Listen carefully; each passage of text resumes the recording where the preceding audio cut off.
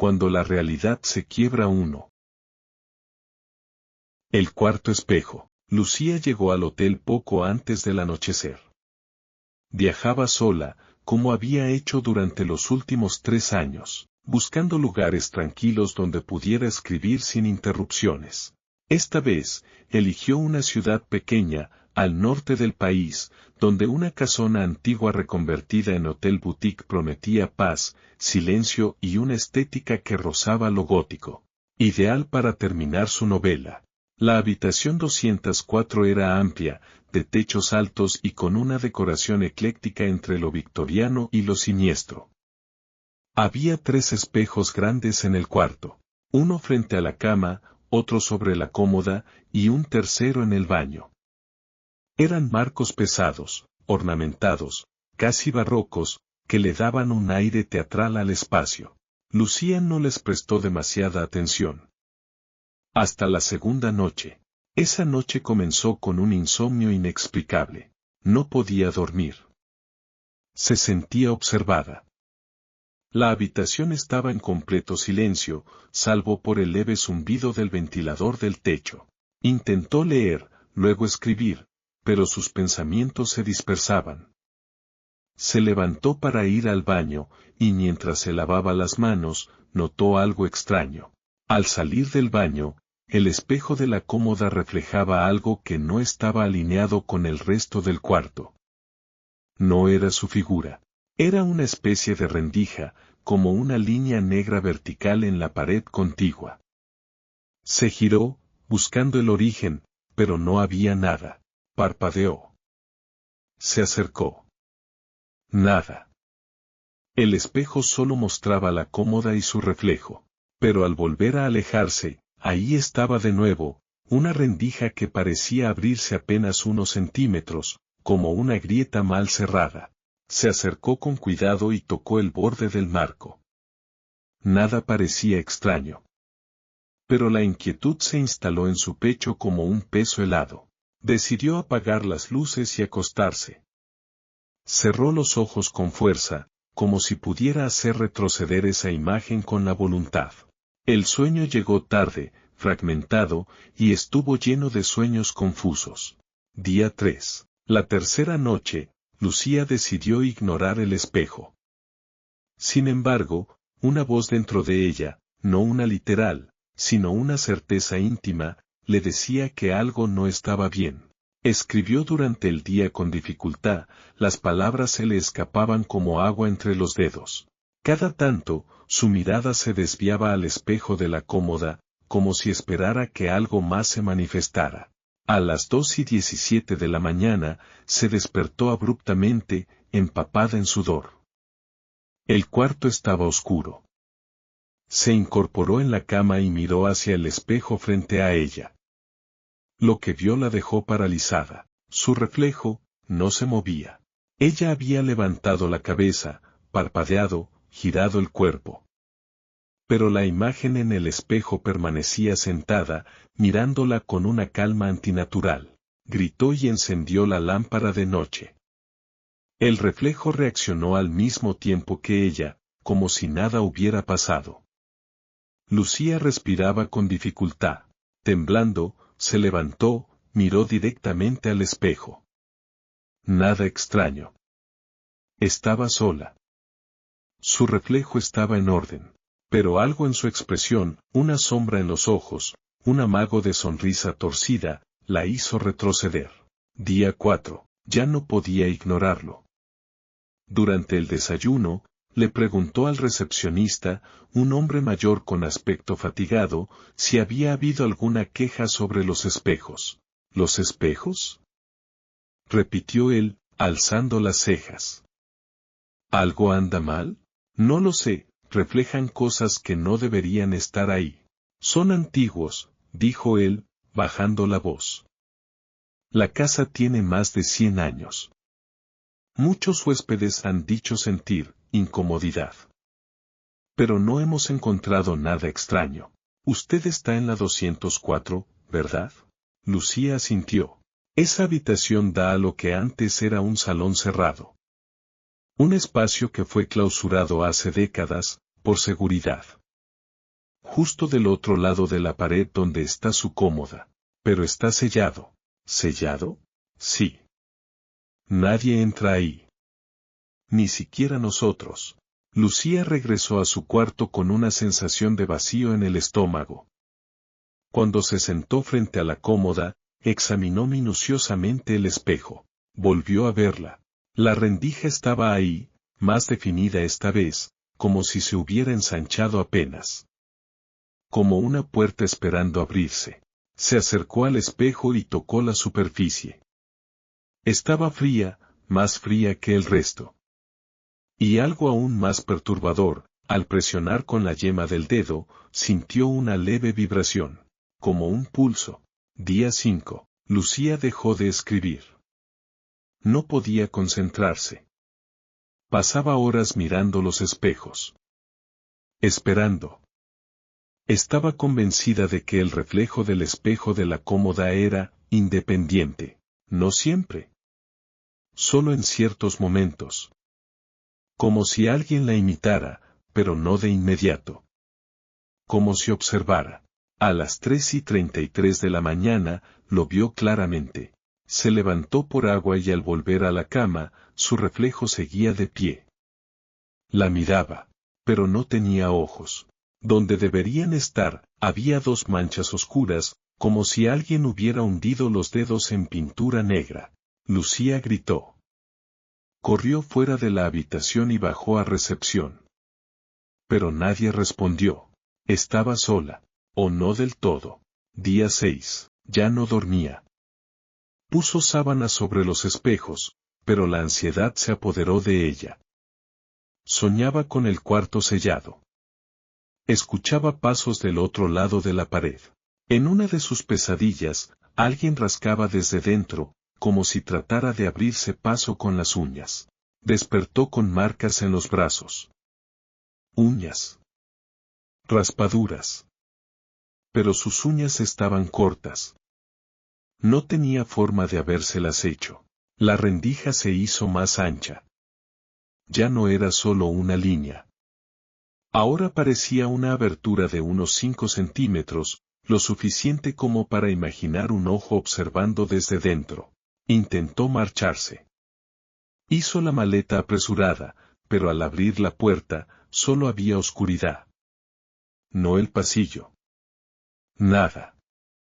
Como si la habitación se hubiera desprendido del mundo. Se volvió al espejo. Y entonces la vio. Ella misma, al otro lado. Pero no era ella exactamente. Su reflejo vestía lo mismo, tenía su rostro, pero su expresión era completamente distinta. Vacía. Antinatural. El reflejo levantó una mano lentamente y se tocó el cuello. Luego presionó. Lucía empezó a sentir que le faltaba el aire. Cayó de rodillas. Tosió. Algo invisible la asfixiaba. Devuélvemelo, susurró una voz en su cabeza. No es tu reflejo. Nunca lo fue. Y se desmayó. Día 7. Despertó en la cama. La luz del día entraba por las ventanas. Todo parecía normal. El reloj marcaba las 10:10 de la mañana. Pensó que había soñado. Todo era confuso. Incluso sus recuerdos se sentían lejanos, como si hubieran sido escritos por alguien más. Fue al baño y se miró al espejo. Sus ojos estaban vacíos. Negros. Como en la visión. Retrocedió, jadeando. Corrió al espejo de la cómoda. Estaba cubierto con la sábana. La quitó de un tirón. No había reflejo. El espejo no devolvía imagen alguna. Solo oscuridad. Una oscuridad pulsante, casi líquida. Entonces recordó las palabras del recepcionista, está sellado. Nadie entra ahí. No era una habitación cerrada. Era una celda. Y el espejo no era un espejo. Era una puerta. Lucía empezó a llorar. En la oscuridad del marco, dos ojos emergieron. Brillantes. Humanos. Luego una sonrisa. Una réplica de la suya, pero torcida, desencajada. Gracias, dijo la criatura. Y Lucía sintió como algo le tiraba desde adentro. Desde el pecho. Como si su alma se desprendiera. Cayó al suelo, vacía. El reflejo en el espejo caminó hacia la cama, tomó su cuaderno de notas y empezó a escribir. La habitación 204 está disponible nuevamente. La administración dice que nadie ha reclamado las pertenencias de la última huésped, una escritora que desapareció sin dejar rastro. El cuaderno que dejó contiene decenas de relatos, todos firmados por alguien llamado Lucía. Algunos huéspedes dicen sentir que alguien los observa desde el espejo de la cómoda. Los empleados no lo limpian. Dicen que no refleja nada desde hace semanas. Dicen que no es vidrio. Dicen que no deberían haberlo tocado nunca, y que si te miras lo suficiente, puedes verte al otro lado, esperando. La sonrisa que no era mía. Nunca me gustaron las fotografías. No por vanidad ni inseguridad. Simplemente me daban una sensación extraña, como si capturaran algo más que la imagen. Algo que no debería estar allí. Un gesto mal interpretado. Una mirada sin alma, una sonrisa fuera de lugar. Todo comenzó el día que encontré esa vieja caja de fotos en casa de mi madre. Había muerto hacía un mes. El infarto fue repentino, silencioso. Yo, su hijo único, me encargué de arreglar la casa para ponerla en venta. Mientras limpiaba el ático, tropecé con una caja de madera polvorienta, sin etiqueta. Dentro había decenas de fotos antiguas. Blanco y negro. Algunos retratos familiares. Otros completamente desconocidos. Y una, en particular, me dejó sin aliento. Era yo. Pero no podía ser. La foto mostraba a un niño de unos 7 años, idéntico a mí a esa edad, mismo corte de cabello, misma cicatriz en la ceja. Estaba de pie en medio del jardín de nuestra vieja casa. Vestía ropa anticuada, pero lo que realmente me inquietó fue su sonrisa. Amplia. Estirada. Forzada. Una sonrisa que no era mía. Era, demasiado abierta. Como si alguien le hubiera ordenado sonreír sin saber cómo. Como si sus músculos faciales no entendieran el gesto. Y sin embargo, esa sonrisa ocupaba la mitad del rostro. Me ericé. Giré la foto para ver el reverso. Tenía escrita una fecha, 15 de octubre, 1994. Pero yo nací en 1995. Guardé la foto, pensando que quizás era un pariente. Un primo. Un error. Esa noche no dormí bien. Soñé con un niño que me observaba desde el otro lado del jardín. Se reía. O al menos, eso intentaba. Pero su boca no se movía. Solo sus ojos reían, una risa hueca. Desperté empapado en sudor. Y con el sonido de un clic en mis oídos, como el de una cámara antigua. Al día siguiente llevé la foto con una amiga, historiadora del arte. Le pedí que analizara el papel y la tinta. Es una foto original. No una edición moderna, dijo, examinándola con lupa. Fue tomada con una cámara de los años 80. Pero lo más raro es esto. Me señaló el borde inferior. ¿Ves esta sombra, aquí? Parece una mano apoyada en el hombro del niño. Pero no hay nadie más en la foto. La miré. Tenía razón. Una mano delgada, huesuda, descansaba apenas sobre el hombro del niño. Una mano que no recordaba. ¿Crees que sea una superposición? No lo sé.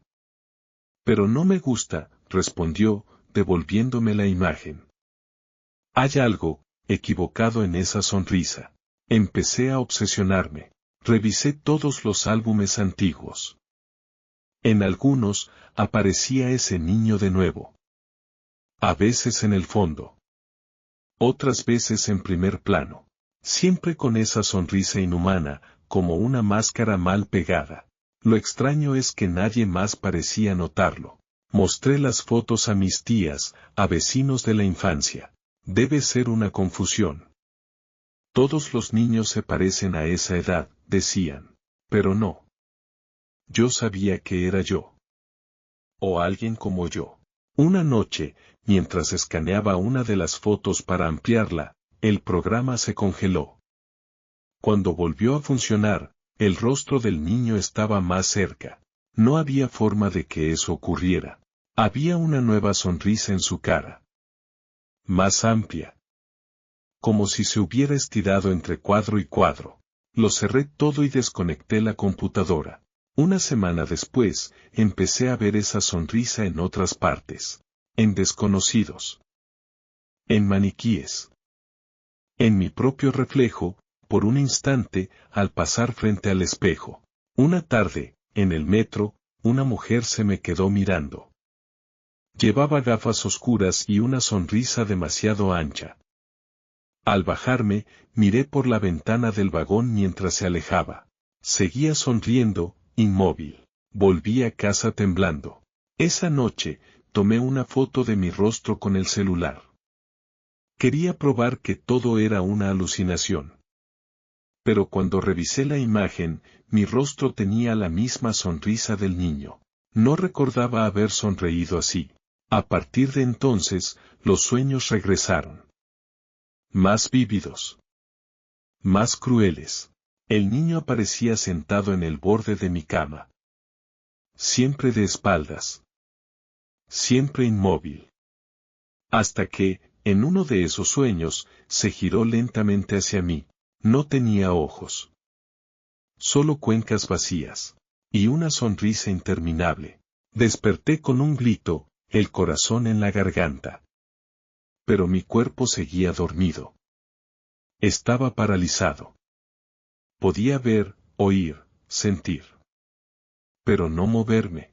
Y frente a mí, en la oscuridad de mi habitación, alguien se reía. No con la boca. Con la garganta. Un ruido seco, como una carcajada que no quería salir del todo. Cuando recuperé el control, encendí todas las luces y lloré. Tenía que hacer algo. Volví a la casa de mi madre. Busqué el resto de la caja. Encontré un cuaderno viejo, cubierto de polvo. Era suyo.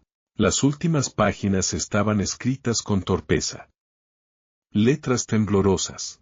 No es mi hijo. Él vino antes de que naciera. Lo vi en la foto. Lo vi en la cuna. Su sonrisa no era de este mundo. Era prestada. Yo lo crié, pero no era mío. Pasé la página y encontré una foto pegada con cinta vieja. Era yo. De pie, frente al espejo del baño. Pero mi reflejo no sonreía. Tenía el rostro serio, apagado. Solo el reflejo. El yo real, frente al espejo, sonreía de oreja a oreja. Una sonrisa que no era mía. Cerré el cuaderno. Me fui sin mirar atrás. Desde entonces, he intentado seguir con mi vida. Evito los espejos. No me tomo fotos. No las permito en mi casa. Pero a veces, me despierto con la sensación de que alguien sonrió con mi rostro mientras dormía. Una vez encontré una foto en el refrigerador. Yo, dormido en la cama. De noche. Tomada desde dentro del cuarto. Mi rostro, dormido. Mi boca, sonriendo. La cámara de mi celular no tenía registros de esa imagen. Pero allí estaba. Cada vez que intento deshacerme de las fotos, aparecen nuevas. En la puerta. En mi escritorio. En el buzón. Y cada vez, la sonrisa es más amplia. Última entrada en el diario personal. He dejado de dormir. O al menos de hacerlo profundamente. Me he convertido en un centinela de mí mismo. Pero ni así basta. Hoy vi una foto mía en una página web que no recordaba haber visitado. Un foro antiguo. De teorías paranormales. Estaba entre fotos de personas desaparecidas. La imagen mostraba mi rostro. Sonriendo. La descripción decía, sustitución completa. El original ya no existe. Epílogo. Se desconoce el paradero de Tomás Rubalcaba, desaparecido hace 2 años. Sus pertenencias fueron encontradas intactas. No hay señales de violencia. Solo una foto sobre su cama. Un niño. En el jardín. Sonriendo. Pero si se observa con atención, hay algo raro en sus dientes. No encajan con la boca. Como si fueran demasiados para un niño. Bajo la cama del 303. Desde que acepté el trabajo de velador en el viejo Hotel Aurora, supe que algo no iba bien con la habitación 303. Nadie la ocupaba. Nadie la limpiaba. Y sin embargo, siempre olía a alguien que acababa de salir de allí. Había un registro antiguo de huéspedes, con entradas que se detenían abruptamente hace 6 años. La última anotación en esa habitación decía, ingreso, Laura /diagonal estancia, 2 noches /diagonal observación, pidió no ser molestada, no había salida registrada. Como si nunca se hubiera ido. Le pregunté a don Beto, el recepcionista viejo que estaba a punto de jubilarse. La 303, mejor ni te acerques. De noche, ciérrala con llave doble y no escuches nada. Sobre todo eso, no escuches. Creí que exageraba. Los viejos a veces adornan las cosas. Pero desde la primera noche, entendí que algo se arrastraba en esa habitación. Mi jornada comenzaba a las 10 de la noche, recorro los pasillos, verifico que todo esté en orden, apago luces, reviso cámaras. El hotel ya no tenía casi huéspedes. Solo un par de ancianos y algún viajero despistado. Pero siempre, al pasar por el piso 3, algo me helaba la sangre. Un olor dulzón, como de carne podrida con perfume barato. Y una sensación, como si algo te estuviera esperando desde el otro lado de la puerta. La 303 nunca está realmente en silencio. Se oye un leve crujido. A veces un suspiro. O el chirrido sutil de resortes de colchón, como si alguien se moviera en la cama. O debajo de ella. Una noche, escuché golpes suaves al pasar. Toques secos, con ritmo, desde dentro. Toqué la chapa. Estaba caliente. Me alejé, el corazón latiéndome en las sienes. Volví a recepción. Vi las cámaras. La 303 tenía su propio monitor, aunque nadie sabía bien por qué. Durante unos segundos, la imagen estuvo estática. Y luego vi algo moverse bajo la cama. No un ratón. Ni una sombra. Era una mano. Pálida. De dedos largos. Retorcidos como alambres. Pensé en renunciar. Pero no tenía otro trabajo, y lo que pagaban por la noche era decente. Me prometí no volver a mirar la cámara, ni pasar por ese pasillo si no era necesario. Hasta que una noche, la señora de la habitación 305 bajó gritando. Alguien está gimiendo al lado. Una mujer. Solloza bajo la cama. No me dejan dormir. Tuve que subir con ella. Cuando llegamos, la 303 estaba cerrada con doble llave, como siempre. Nadie había entrado. Ninguna tarjeta activada. Nadie registrado, pero se oía. Lloridos muy bajos. Me armé de valor. Metí la llave. Al abrir, me golpeó ese olor otra vez. Dulzón. Corrupto. La cama estaba hecha. Las ventanas cerradas. Todo estaba en orden. Hasta que me agaché a mirar por debajo. No vi nada. Solo oscuridad. Pero oí como alguien jadeaba justo ahí. Y luego, un silbido suave, como si algo se deslizara por la alfombra en dirección a mi cara. Cerré de golpe. La señora me miraba con los ojos desorbitados. ¿Lo escuchó? No está loca. Yo tampoco. Esa noche me fui antes. Dormí mal. Soñé con una figura encorvada debajo de mi cama, rascando el piso con uñas sucias. Al despertar, tenía marcas rojas en el tobillo, como si algo me hubiera rozado. Volví al hotel con una mezcla de miedo y curiosidad. Quería saber. Tenía que saber. Le pregunté a don Beto directamente. Suspiró. Me contó que hacía años, una chica joven, Laura, se hospedó sola en la 303. Tenía los ojos tristes. Decía que algo la seguía desde niña. Algo que vivía debajo de las camas, y que solo salía cuando nadie más podía verlo. Dijo que se quedaría allí hasta que eso saliera. Que tenía que enfrentarlo. ¿Y qué pasó? Una noche, desapareció. La encontraron después de días, en posición fetal, bajo la cama. El rostro desfigurado. Como si hubiera muerto de terror. Pero nadie sabe cómo entró allí. Nadie vio nada. Desde entonces, la habitación quedó sellada. Pero siempre se escucha algo. ¿Y por qué no la clausuran? Lo intentaron. Pero cada vez que la clausuraban, otra habitación empezaba a tener ruidos. Una vez fue la 201.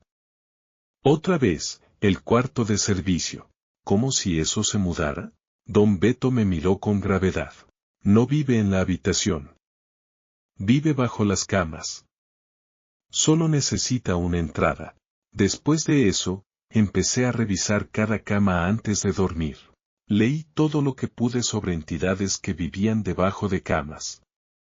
Algunas leyendas decían que los niños las imaginaban, pero otras afirmaban que eran reales, que se alimentaban del miedo, que imitaban voces humanas para engañar, que podían imitar el llanto de una mujer o el jadeo de un animal herido. Una noche, decidí volver a la 303. Llevé una linterna, una cuerda y una cámara. Entré a las 2:45 de la mañana, la hora más silenciosa. Me senté en la cama. Respiré hondo. Y luego, sin más, me acosté en el suelo. No para mirar debajo, sino para arrastrarme hacia abajo. Metí primero los brazos. Luego la cabeza. Después el torso. El polvo me hizo toser. Pero seguí. La linterna iluminó brevemente el espacio. Vacío. Hasta que algo me rozó la espalda. Me giré bruscamente, golpeando el foco. Se apagó. Quedé en total oscuridad. Entonces oí una respiración. No la mía. No humana. Y una voz, rasposa, de niña pequeña. ¿Quieres mi lugar? Intenté salir, pero algo me sostuvo los tobillos. Fueron segundos, pero me parecieron siglos. Pateé. Me retorcí. Grité. Y logré salir. La habitación estaba helada. La cama perfectamente hecha. Solo había algo nuevo. Una marca larga en la alfombra, como si algo se hubiera arrastrado hacia dentro del colchón. Desde entonces, todo ha cambiado. Ya no trabajo allí. Renuncié al día siguiente, pero el 303 vino conmigo. Porque ahora, cada noche, lo escucho. No importa en qué casa esté. En qué cama duerma. Siempre hay un momento, justo cuando me acuesto, en que el colchón cruje, como si algo se moviera debajo.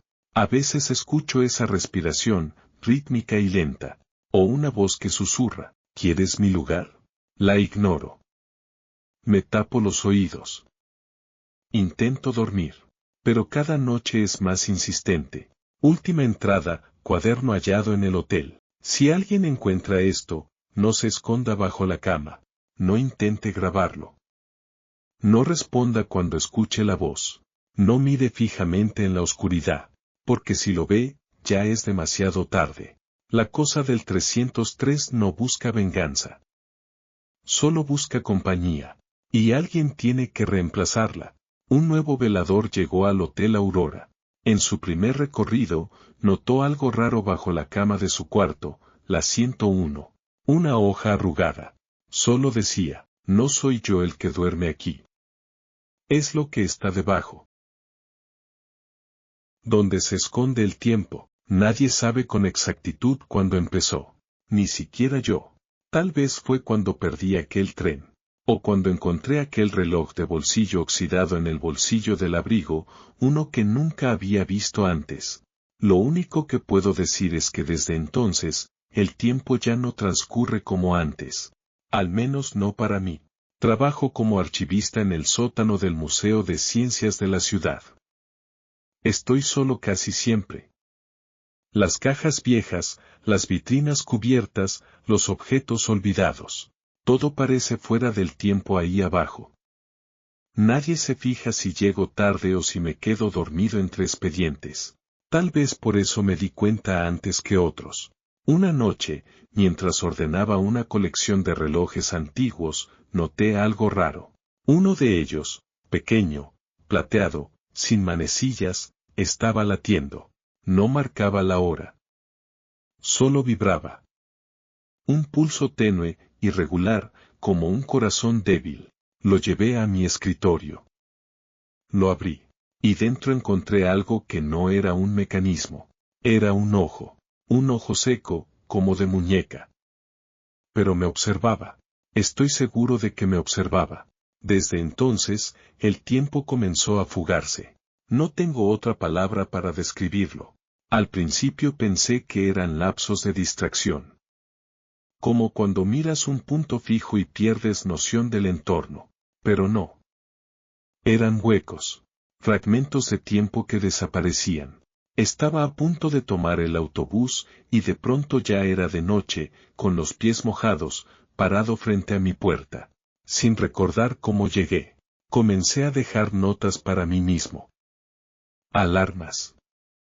Grabaciones. Nada funcionaba. El tiempo se escondía. Fui a médicos. Nada físico. Dormía bien. No había traumas. Un neurólogo me sugirió un diario para registrar episodios de ausencia. Lo hice. Y allí fue peor. Una mañana encontré una entrada escrita con mi letra. El tiempo está vivo. Nos observa desde las grietas del día. No recordaba haberla escrito. Ni recordaba el dibujo al margen, una silueta delgada, sin rostro, con los brazos largos como agujas de reloj deformes. Después de eso empecé a notar cosas. Las personas a mi alrededor se movían en buques. Un hombre con un maletín cruzaba la calle cada mañana a las 8:13. Siempre con los mismos pasos. Una mujer en la cafetería dejaba caer su cuchara a la misma hora exacta cada día. Empecé a grabarlos. A observar. Las repeticiones eran perfectas. Y no lo sabían. En mi sótano, entre vitrinas rotas, encontré un diario de 1938. Pertenecía a un relojero llamado Félix Otalora, que había donado su colección al museo. Una de las entradas decía, no todos los relojes marcan el tiempo. Algunos lo guardan. Y otros, lo devoran. Y más abajo, el tiempo no es una línea. Es una criatura. Se esconde en los segundos que nadie nota. Se alimenta de momentos sin testigos. Allí habita. Allí espera. Comencé a dormir mal. Soñaba con pasillos interminables. Con relojes derretidos. Y con una voz femenina que susurraba al oído. Aquí no es ahora. Aquí es después. Un martes, abrí los ojos en un lugar desconocido. Era como una estación de tren antigua, vacía. El cielo era gris, pero no había nubes. Un reloj gigante colgaba del techo, y sus manecillas giraban en direcciones opuestas. Vi gente sentada en bancas. Sus rostros no tenían ojos. Solo bocas abiertas, en silencio. Como si gritaran en cámara lenta. Me acerqué a una de ellas. Y sin mover los labios, me dijo. Aquí se esconde el tiempo que no viviste. Volví a despertar en mi cama. El reloj marcaba las 4:04. Afuera, no había ruido. Ni un coche. Ni una voz. Salí a la calle. Toda la ciudad estaba congelada. Una paloma suspendida en el aire. Una hoja detenida a mitad de su caída. Una niña en bicicleta, flotando como una estatua. Tuve que volver corriendo a casa. El miedo me oprimía el pecho. En la puerta encontré una nota pegada. A veces, el tiempo se detiene para esperarte. Otras veces, te deja atrás. Empecé a entender. El tiempo no se había descompuesto. Yo había sido separado de él. Desconectado. Como si algo me hubiera sacado de la línea cronológica. Tal vez por curiosidad. O por castigo. El reloj con el ojo volvió a aparecer. En mi escritorio, aunque lo había encerrado en una caja sellada. Esta vez, tenía una grieta. Y por ella goteaba sangre. Intenté destruirlo. Lo arrojé al río. No sirvió. La noche siguiente, lo encontré en mi almohada. Y debajo de él, un susurro me estremeció los huesos. La próxima vez, serás tú el que mire desde dentro. Dejé el museo. Cambié de ciudad. Me aislé. Pero el tiempo me sigue. O lo que sea que hay detrás de él. Mis relojes se detienen al azar. Las alarmas suenan antes de activarlas. A veces el amanecer tarda horas en llegar. Otras, ocurre en cuestión de segundos. He visto sombras entre parpadeos. He sentido presencias justo en ese instante en que uno no sabe si duerme o está despierto. Una tarde, me encontré con una mujer en una librería de usados. Tenía ojos tristes, como si ya hubiera vivido más de lo que quería. Nos miramos como si nos reconociéramos. Le conté. Y ella no se rió. Solo dijo, a mí también me pasó. Solo que a mí el tiempo me borró. ¿Cómo escapaste? No se escapa. Solo se aprende a esconderse también. Me dio un papel arrugado.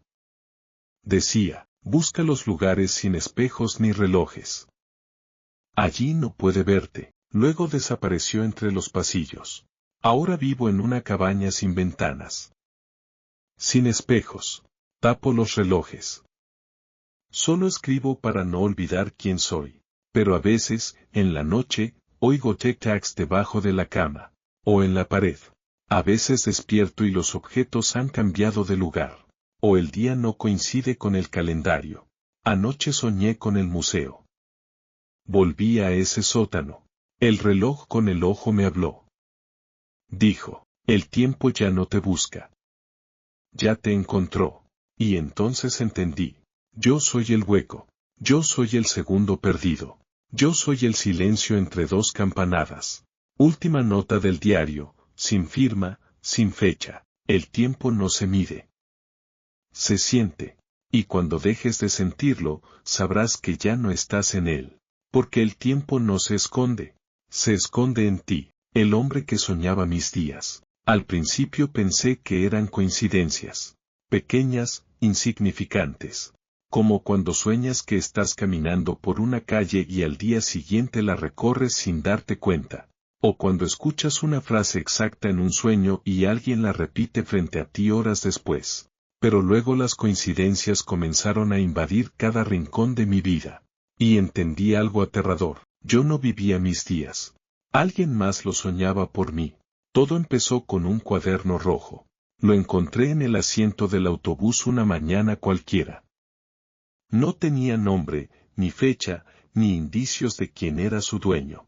Solo frases sueltas escritas con una letra redonda y apretada, como si alguien las hubiera anotado rápido para no olvidarlas. Desayunará pan tostado sin saber que ya no le queda mantequilla. Tomará el paraguas azul que nunca usa, aunque no lloverá. Le sonará el celular a las 11:47, pero no contestará. Parecía un diario, pero no estaba escrito en pasado. Era un guión. Era mi día. Y no lo sabía hasta que cada línea se cumplió. Sentí náuseas cuando miré la hora en mi celular y marcaba 11:47. Y el teléfono sonó. Un número desconocido. No contesté. No supe por qué. El corazón me palpitaba como si hubiese cometido un crimen. El resto del día lo pasé en un estado de alerta, repasando cada palabra del cuaderno. Al final de la página había una línea más. Tendrá miedo al leer esto, pero no lo suficiente como para dejar de abrir el cuaderno mañana. Y tenía razón. No pude evitarlo. El segundo día fue más preciso. Los eventos eran más específicos. Se detendrá frente al escaparate con maniquíes sin saber por qué. El niño con la camiseta naranja le dirá que huele a miedo. Al volver a casa encontrará la silla de su escritorio girada. Todo ocurrió. Todo. Y lo peor no fue la certeza de que alguien me estaba observando. Lo peor fue que sentí que yo ya lo sabía. Que algo en mi interior reconocía esas palabras antes de leerlas. Como si hubieran estado allí desde siempre. Intenté dejar de abrir el cuaderno. Lo escondí. Lo metí en una caja. Lo dejé en la basura. Incluso lo tiré a un canal. Siempre volvía. En mi cama. En la cocina. En el asiento del metro. Cada vez con una página nueva escrita. Y una vez, en la esquina inferior, había una nota. No lo tires más. No es para ti. Solo lo presté. Comencé a obsesionarme. ¿Quién lo escribía? ¿Cuándo? ¿Dónde me veía? ¿Cómo sabía tanto? Llevé el cuaderno a un analista de caligrafía. Me dijo que la letra era casi idéntica a la mía, salvo por un detalle inquietante. El trazo final de cada palabra era más firme, más decidido, como si el que escribía no dudara de nada, como si supiera lo que iba a ocurrir, porque ya lo había vivido. Comencé a notar vacíos en mi memoria, pequeños al principio. 5 minutos aquí. 10 allá. Luego eran horas. Me despertaba en lugares donde no recordaba haber ido, con la ropa cambiada. El celular con fotos que no tomé, recibos de compras que no hice, y una sensación que me destrozaba el estómago. No estaba solo en mí. Una noche soñé con él, un hombre alto, de rostro borroso, que me observaba desde una habitación sin ventanas. Tenía el cuaderno rojo en la mano. No hablaba. Solo escribía. Y con cada palabra que trazaba, yo sentía. Sentía hambre, frío, vergüenza, cansancio. No emociones aleatorias, emociones mías. Era como si su pluma guiara mi existencia. Me desperté gritando. Empecé a evitar dormir. Tomaba café, pastillas, duchas heladas. Pero eventualmente el cuerpo cede. Y cuando dormía, volvía a verlo, cada vez más cerca. En el último sueño me dijo, sin mover los labios, no sueñas. Estás soñado. Y si dejo de escribirte, te borras. Comencé a pensar que tal vez yo no era real, que era solo el reflejo mental de alguien más.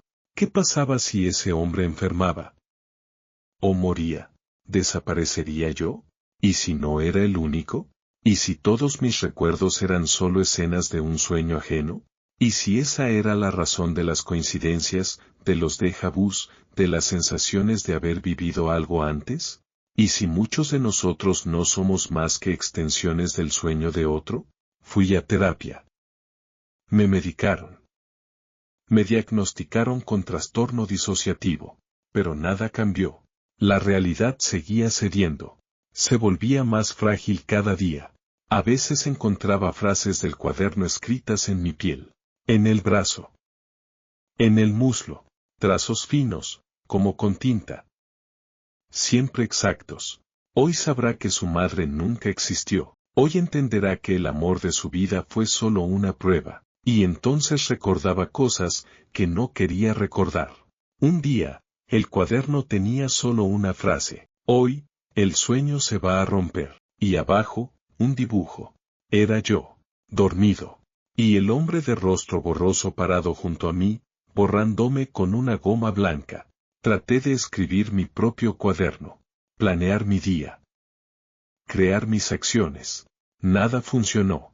Si escribía hoy hablaré con alguien nuevo, me quedaba mudo.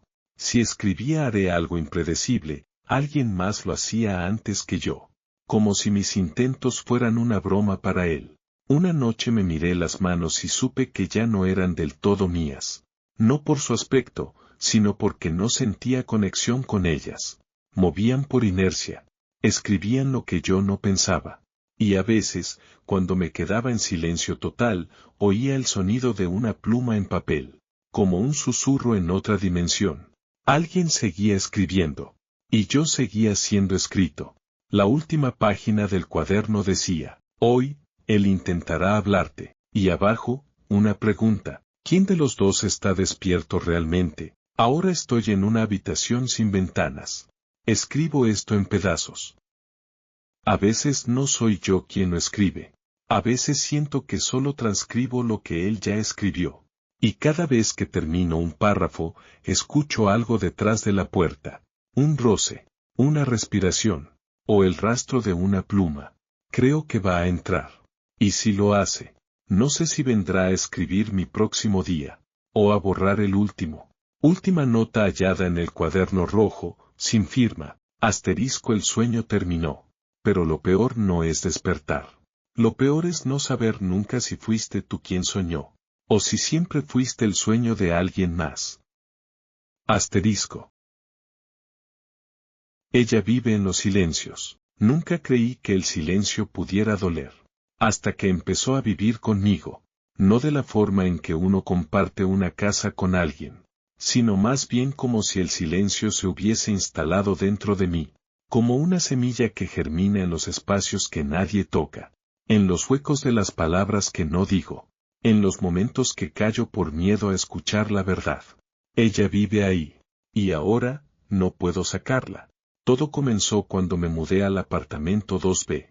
Un lugar pequeño, con paredes delgadas, donde se podía escuchar el murmullo de los vecinos si se prestaba atención.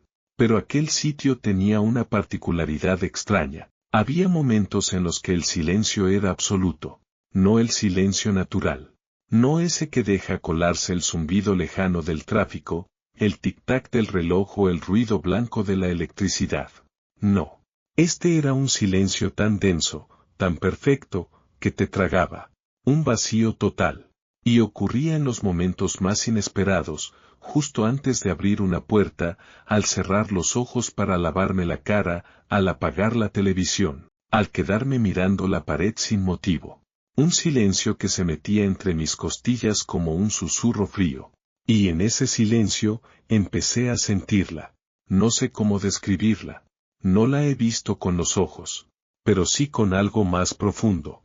Con ese instinto que se activa cuando caminas solo por una calle oscura y sabes que alguien te está mirando. Es una presencia sutil, como el peso de una mirada que nunca se revela. Una energía que apenas se mueve, pero que sabes que está allí, a la espera. Yo la llamo ella. No sé por qué. Solo sé que es femenina, silenciosa, paciente, y me escucha. Al principio pensé que eran cosas mías. El estrés. La soledad. Pero las pequeñas señales comenzaron a multiplicarse. Una taza colocada en otro sitio. Una ventana que amanecía abierta cuando la cerré la noche anterior. Un cuchillo limpio que aparecía húmedo. Y lo más inquietante, mis notas. Trabajo desde casa escribiendo artículos técnicos. Tengo la costumbre de anotar ideas en papeles sueltos. Un día, entre mis frases desordenadas, encontré algo que yo no escribí. A veces, ella se sienta detrás de ti mientras escribes. La letra era casi idéntica a la mía, pero con un trazo más fino. Esa noche no dormí. Empecé a grabar los silencios.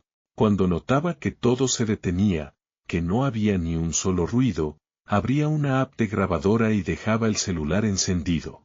Horas después escuchaba los audios. Nada. Silencio puro. Abismal. Hasta que, una madrugada, no lo fue. Revisando una de las grabaciones, a los 23 minutos exactos, se oyó un sonido. No era una voz. Era una inhalación. Lenta. Larguísima. Justo detrás del micrófono. Como si alguien respirara dentro del aparato. Después, el silencio volvía. Lo escuché más de 10 veces. Lo pasé por un software para aumentar el audio. Y allí, entre la respiración y el siguiente silencio, una frase apenas perceptible, un susurro: no me hables. Escúchame. Comencé a escribirle. No sé por qué. Tal vez para sentir que yo tenía el control. Cada noche dejaba una hoja en blanco en la mesa con un bolígrafo. Y cada mañana encontraba algo escrito. Frases sueltas. Preguntas. Advertencias. El ruido es una mentira. Me oyes cuando no hablas. ¿Te das cuenta de que ahora tú también vives en los silencios? Con el tiempo, descubrí que yo también empezaba a desaparecer de los sonidos. Mi voz en las grabaciones se debilitaba. Al principio era nítida. Luego se oía como si hablara desde una habitación lejana.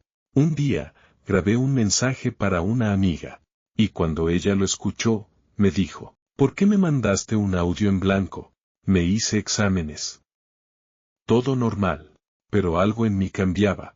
Cuando caminaba por la calle, el ruido del mundo se sentía ajeno, como si ya no me perteneciera, como si yo estuviera atrapado en otra frecuencia. Y los silencios, esos silencios que al principio duraban segundos, ahora podían durar minutos, a veces una hora. En esos periodos, el mundo se detenía, nada se movía, ni el viento, ni los relojes, ni los ojos de los demás. Y yo, en el centro de ese vacío, la sentía más cerca.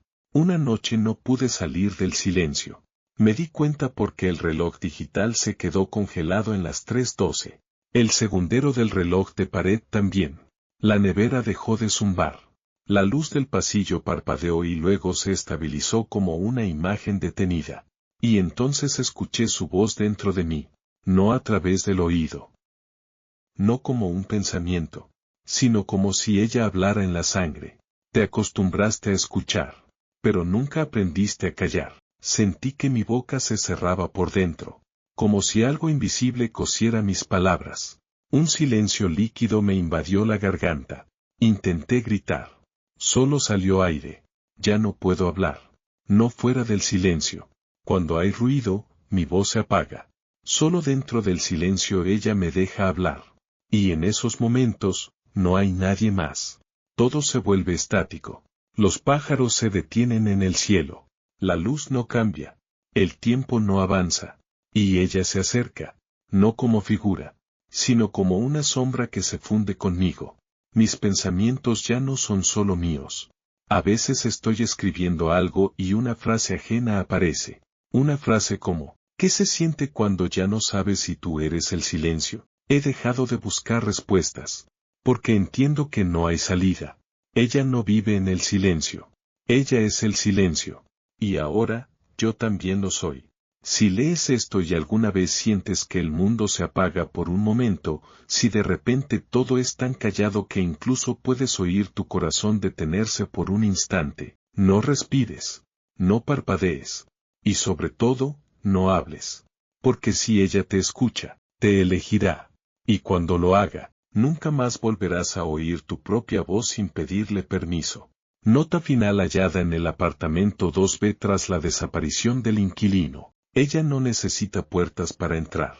Solo necesita que te calles lo suficiente para hacerse oír.